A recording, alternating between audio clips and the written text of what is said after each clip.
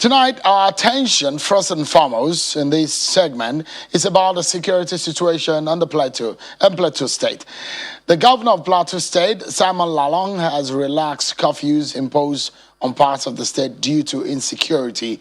The governor, in a broadcast earlier today, said the 24-hour curfew in Just North is now to be enforced from 6 p.m. to 6 a.m. until further notice. He announced other measures too in this broadcast. Take a listen to a portion of that. After my visit to Yelwazangam village, I took a tour of Jos Metropolis to see things for myself. I'll also engage the security agencies to review the general security situation in the 3 local government areas where the curfew was imposed, as well as other parts of the state. At the end of the review, government took the following decisions. 1. The curfew in Jos North is to be relaxed.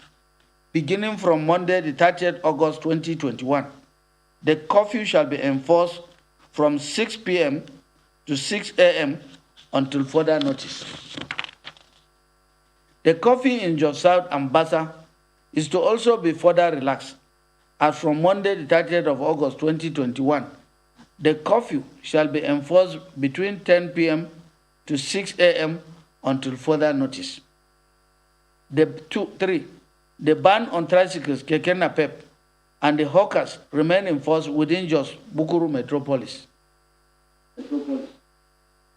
Well, that's the governor, Simon Lalong of Plateau State. Well, President Muhammadu Buhari has lent his voice to the situation, and in a statement today from his office, the president assures all citizens that as a government, the administration is on top of events and is moving ahead with force to crush the perpetrators of the recent incidents of unrest in Plateau State. The statement went further to say that, but to achieve success, our communities must unite against these horrific attacks. Retributive violence is not the answer.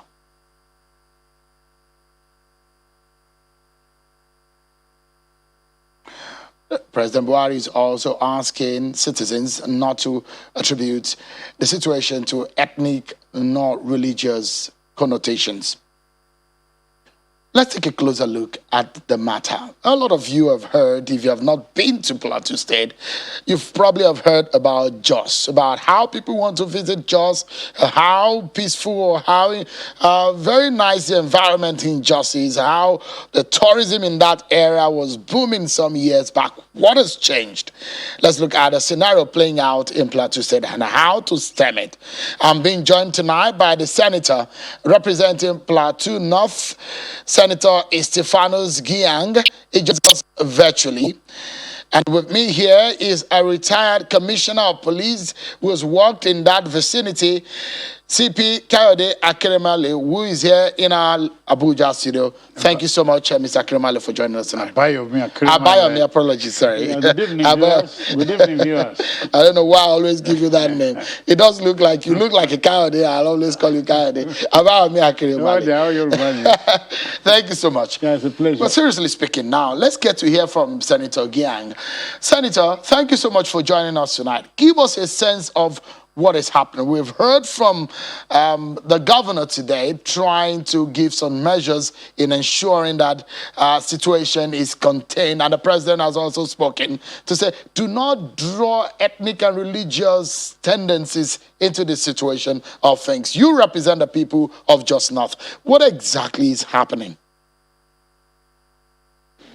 Thank you very much for this opportunity to be part of this program. First, let me say that I deplore the killings that have been taking place in Plateau State, and to condemn it in very strong terms, and to say that no citizen should be made to lose his life simply on the basis of his religion or ethnicity. And to say that Plateau State, particularly my constituency, Plateau North, has for over 2 decades been passing through these serial attacks that have led to a displacement of host communities, loss of lives and property. And the situation, the latest one, has been the resurgence of these attacks from Riom local government to Basa local government, and now into just just not local government. The situation is such that we require to understand the existential threat to which the constituency and the people have been subjected to over time. And this has so many underlying factors. And this program will not enable me to begin to reel out the underlying factors. But critical to say at this moment that I would want to say that the issue here requires the effective enforcement of law and order, knowing that the constitutional responsibility of every government primarily is to ensure that the lives of citizens and their property are safeguarded. And you know that of all rights, the right to life is the most fundamental, because it's only when you are alive that other rights can accrue to you. Rights only accrue to the living, not to the dead. And that's why the extent to which we have been losing lives in my constituency is so disheartening. And that is why I would want to sincerely say that we have to understand the need to manage our diversity, the need to enforce effectively law and order, and of course, the need to respect the rights of citizens and customary and citizenship rights in our communities. And particularly, let me say, management of diversity. The Constitution allows things to reside in any part of the state. And also to respect the rights of those communities, to respect and promote the part of the peace process, the peace of their community, the progress of their communities. And that is what in Plateau State, particularly my host communities that have been very hospitable, host communities that have been very accommodating, Nigerians of all ethnicities and religions. And what has happened is that the other Nigerians that have come to cohabit and to coexist with the people of Plateau North have not understood very well, particularly the herdsmen issues. The herdsmen have not understood the need for them to respect the rights of their host communities.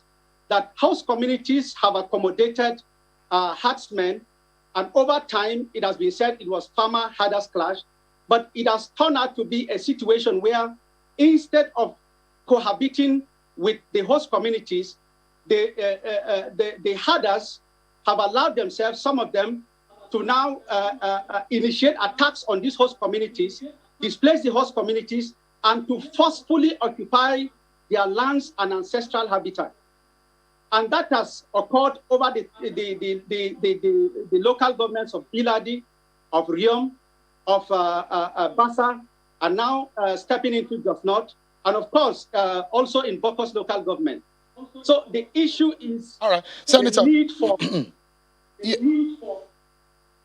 I'll come to you in a short while. Let me get CPA Abayomi Akeremale into the conversation. You've worked in Nasarawa. You've been to Plateau. You've schooled there. You understand the terrain. You heard some of the things that the governor has said today. First and foremost, before I ask you some of the technical questions as to how to deal with the situation, what is your view? You heard what the senator has said. How do we unwrap what is happening in this area? Thank you very much.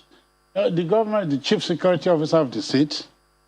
He has all the forces at his disposal. He has a duty to protect the citizens of that state. So if anything is wrong somewhere, we have to hold the governor responsible if he does not use his power to ensure that the lives of the citizens are protected.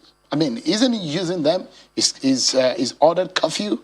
Is at meetings, religious leaders meetings, ethnic leaders meetings, community heads meetings? Yes, it's right. What else is he supposed to do that perhaps is not done in your view? He has tried by imposing curfew. Curfew is an abnormal remedy, but then an abnormal situation demands an abnormal remedy. I'm sure he was pushed to that wall. Even the citizens suffer under curfew. Their life is disrupted. But the governor is pushed to that level to ensure that there was peace. In that case, he has tried by imposing curfew, but the innocent people to suffer under curfew. But it was just a weapon to make sure that there is peace. So that was okay. That was okay. But we must go further to ensure that the lives of the indigenous of those states, their lives are protected. And because we talk of fundamental rights, we fail to tell members of the public that your right ends where my nose begins. See, we tell them of Section 35, 36, 37, 38 of the Constitution. We fail to tell them from Section 45, 46, 47, that right begins to respect the right of others. We must be able to tell them whatever the human rights are saying. They must enlighten members of the public that you're right. You have an obligation to respect the right of the other person. Because, I mean, you're talking about rights now. The senator is speaking perhaps on behalf of his members of his constituency. Yes, and he's saying it looks from his own point of view that it's a clash of the host and the visitors who are residing in that area. How do you handle this kind of situation? Especially under our law, the issue of citizenship and indigenship has become a major debate. Yeah, we're all Nigerians. We have to tolerate each other. And even our diversity should be a source of strength for us. So if you are in Rome, you have to act like the Romans. If you settle in a place, you have to understand the culture of the people and respect their rights to that culture. You have to respect the ancestral rights that they too have. So if people settle in a place, you have to abide by their way of life so that there won't be clashes. We often talk that if the president has said that we should not attribute these clashes to religious or ethnic causes, if that is true, then what trigger off these clashes? We must find out the root cause. What is the root cause? The senator has mentioned the farmers and herdsmen clashes. If that is a contributory factor, the government has a duty to see what can be done to ensure that herdsmen and farmers do not clash. And I believe that the government has the power to use intelligence gathering to do that. That is the cause. He has, the governor in that broadcast talked about the review of the curfew measures. Yeah. He's also talked about how motorcycles and tricycles and how they can move. And he also spoke about putting up a police post in that area. What are your views, technically speaking, for someone who had been a commissioner of police? Thank you very much. My view about police posts, I advise the governor not to build police posts, but to build a police station. From my experience, if you build a police post, you expose all the policemen there to conquest. The police posts are overall, and there are only few. It's a statutory provision for police posts that these are the number of people that must be there. This is the status of a police station. And when crisis comes, they easily overrun them. Sometimes they kill these policemen. When you build a police station, the strength in that station will be higher. And to overcome a station, it takes some degree of attack before you can do that.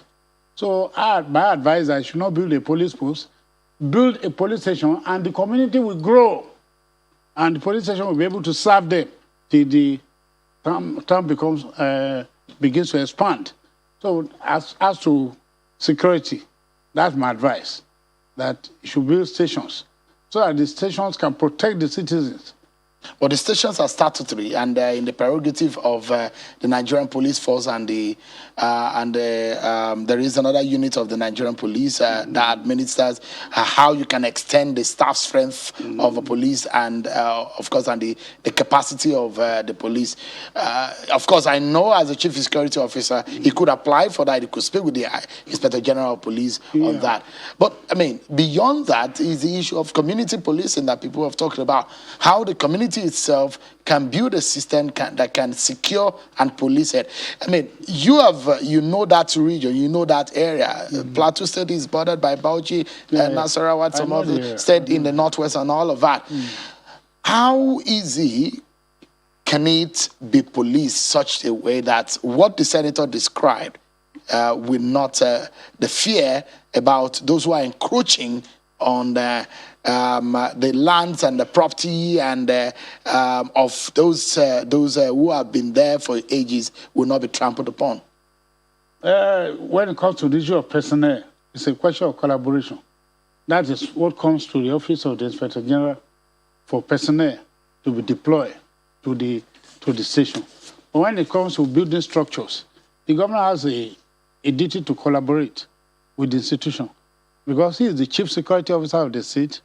He has a duty to come in and ensure that whatever facilities can be given to the police in order to ensure that the lives and property of the citizens are secured, that he will do that. When they collaborate, they'll be able to achieve these ends. All right.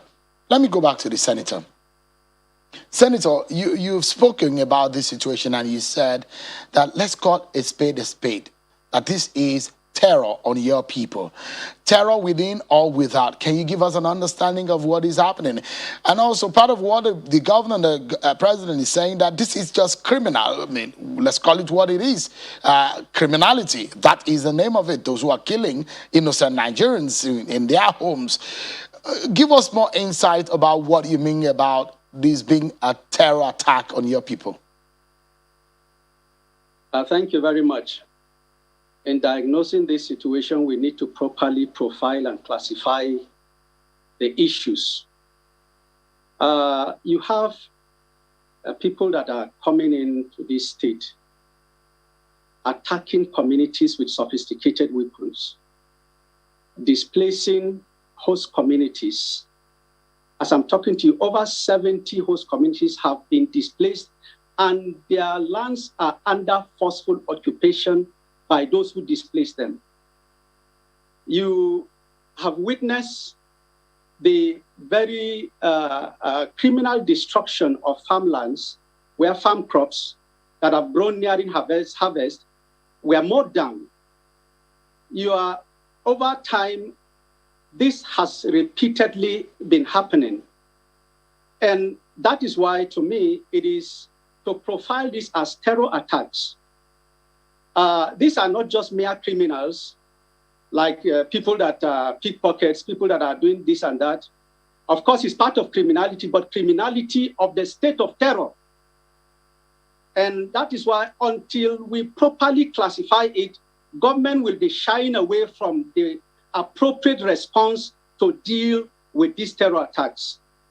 The same measures that are being taken against the insurgents in the Northeast should be taken against people that are coming to attack and displace host communities and place them under forceful occupation. And that is why one of the remedies in going forward, I would rather we talk of going forward, is that there should be a situation where these host communities that are under forceful occupation, their land should be returned to them. And then we should have a situation where we enforce law decisively in the state and ensure that the justice system takes its course in a way that anyone that is culpable should not only be apprehended, but should be prosecuted and be brought to book in accordance with the laws of the land.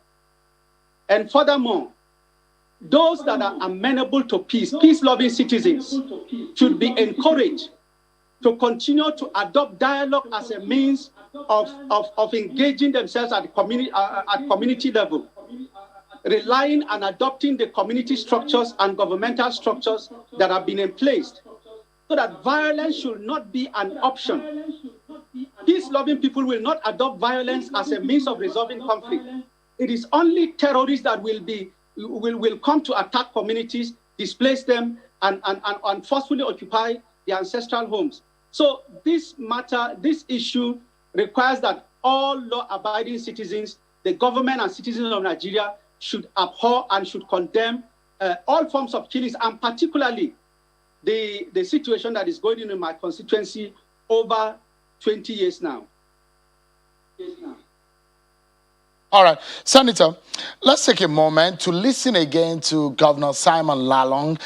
perhaps some other portions of what he said today that you have not heard on this program on the measures. He said he's met severally, almost 40 times he's had series of conversations with people and meetings. Let's take a listen to some of the measures the governor said is put in place in his earlier broadcast today.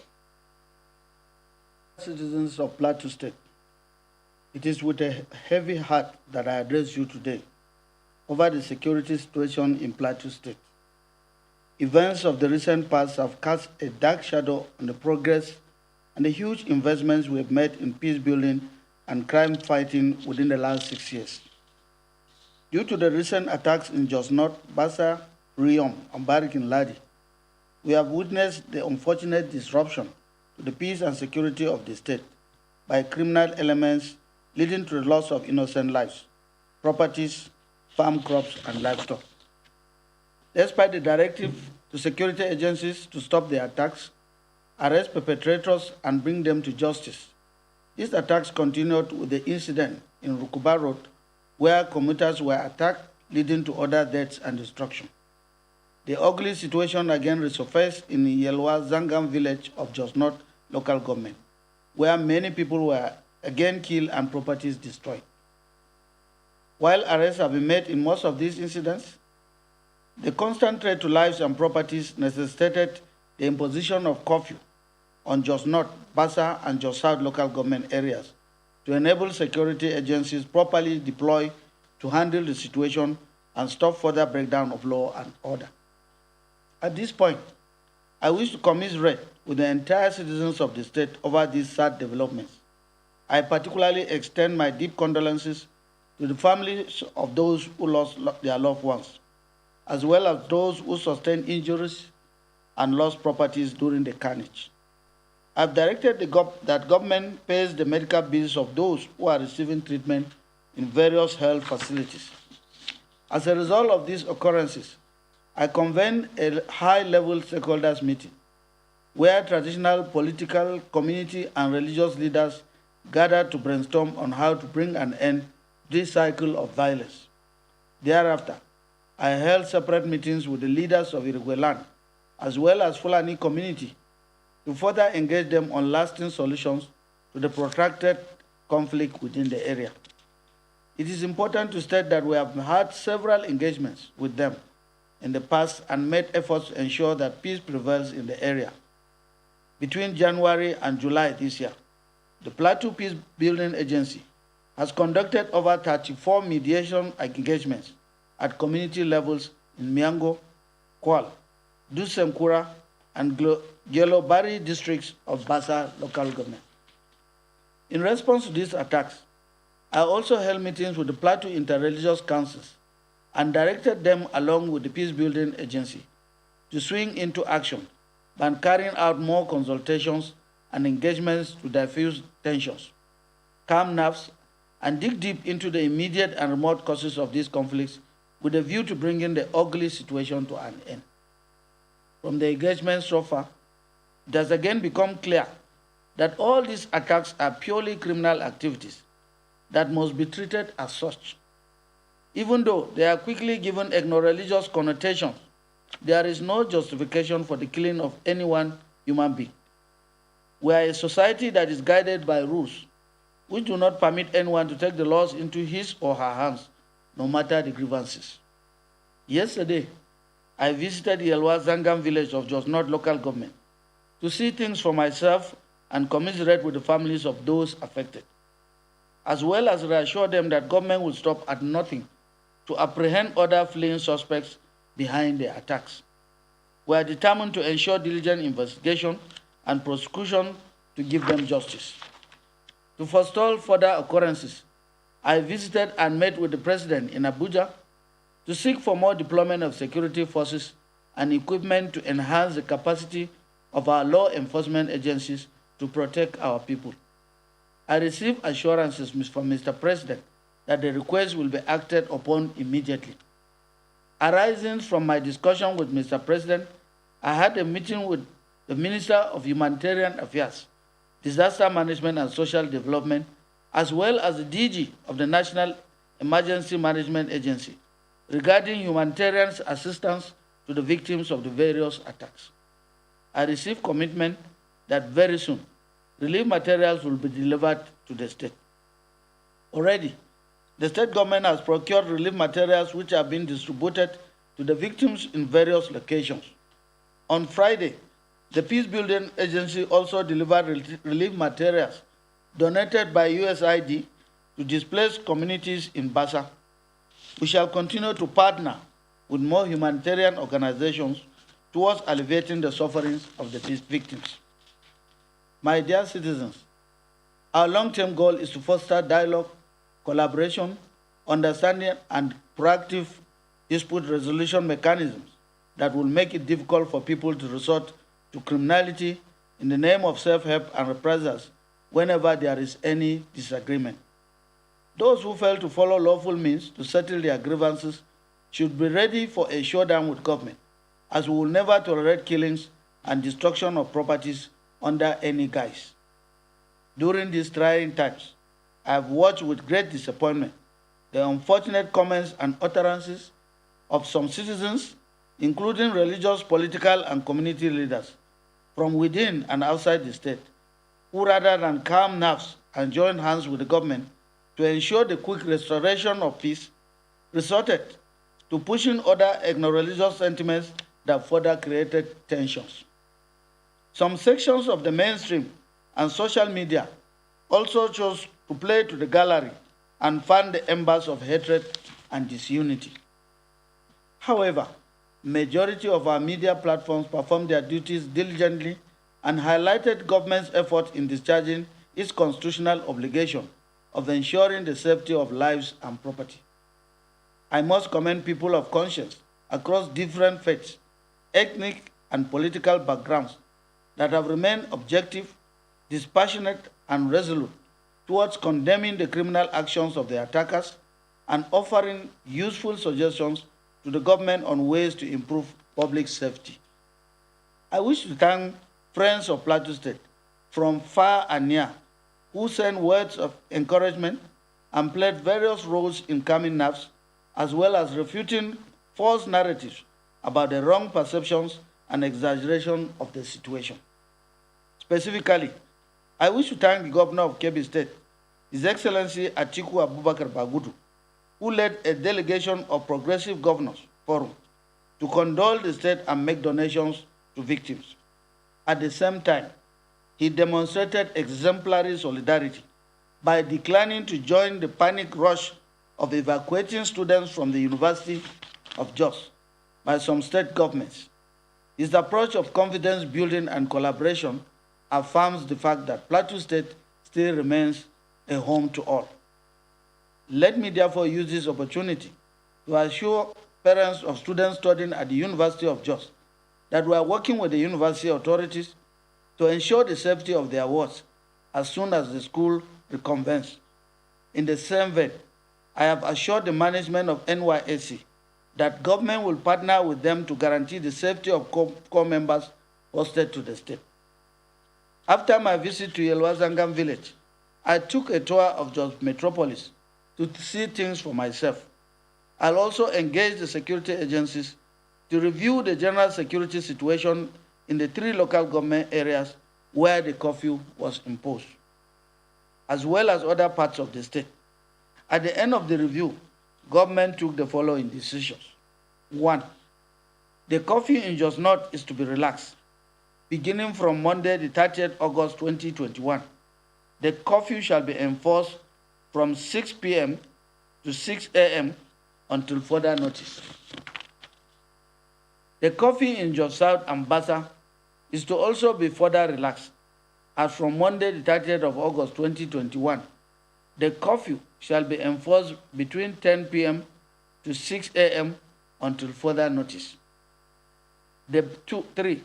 The ban on tricycles, keke napep, and the hawkers remain in force within Jos Bukuru Metropolis. The Plateau Economic and Investment Summit, earlier scheduled for 1st and 2nd of September 2021, has been postponed. A new date will be announced and communicated to all our invitees. We apologize for any inconveniences this postponement might cause. fellow citizens of Plateau State, we are facing a very difficult moment, and we must work together to overcome. There is an obvious plan by those who desire to see Plateau in perpetual crisis to employ all divisive methods to achieve these objectives. We must not allow them to use politics, religion, and ethnicity to divert our attention from the criminal activities. My determination as your governor is to ensure that I encourage all citizens to embrace one another and use peaceful means to settle any disagreement.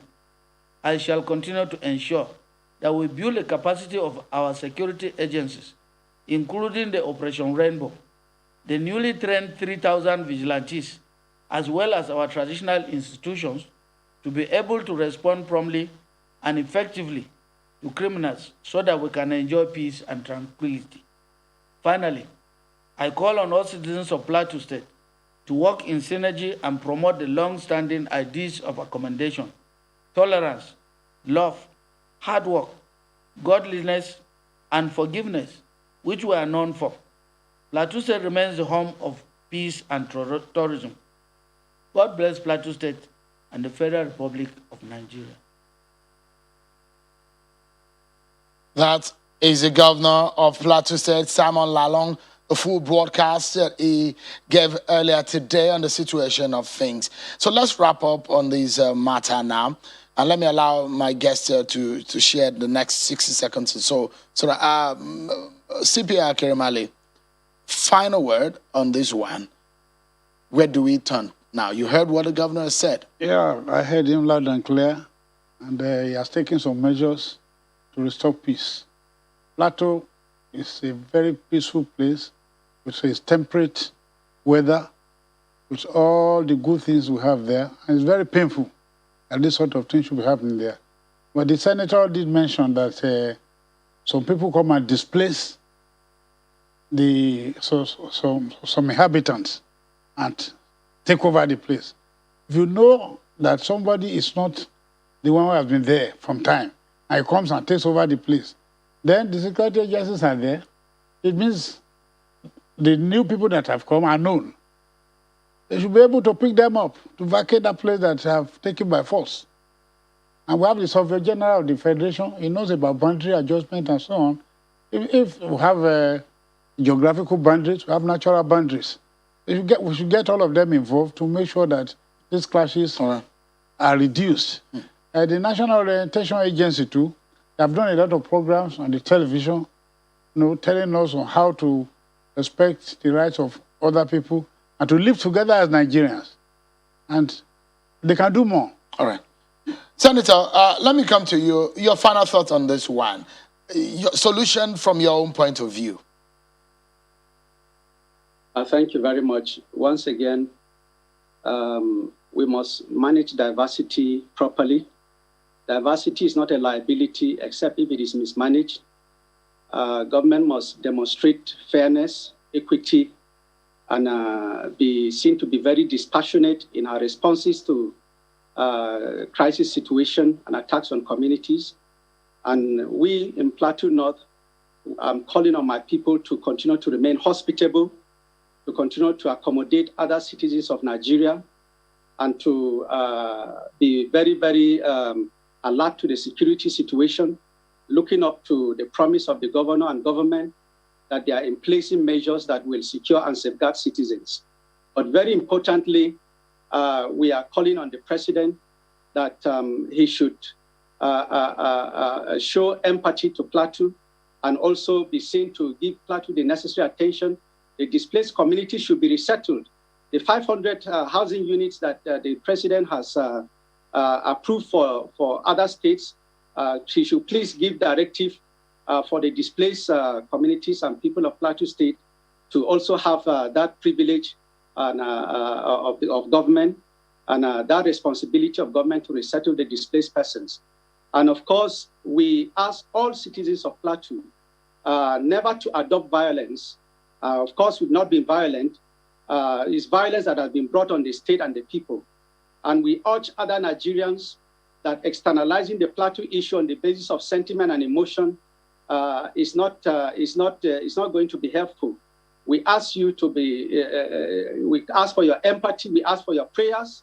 And of course, we ask that you insist on government to secure all citizens, not only Plateau North citizens, but citizens of across the country, because that is the primary responsibility of government. And in our constituency, people must continue to adopt the dialogue and rely on the structures that are on ground so that we strengthen our community relations with peace-loving citizens. But for those that have made up their mind to terrorize the people of Plateau and across the country, it's not typical, it's not restricted to Plateau, across the nation, that the law must be enforced against we need to leave it at that. Senator Estefanos Gyang, the senator representing Plateau North in the National Assembly. Thank you so much, distinguished senator, for your time tonight and your thought. Mr. Abayami Akeremale, a former commissioner of police, thank you so much for your time and your thoughts it's a too. Pleasure. I appreciate it. It's a pleasure. Well, we take a break, and when we return, we shift focus to some legal matters. Mr. Hamed Raji, Senior Advocate of Nigeria, and Mr. GT Ogunye, a lawyer, both of them will be joining us to discuss the summons by the Chief Justice of Nigeria on stopping the conflicting court orders. Join us again, everyone.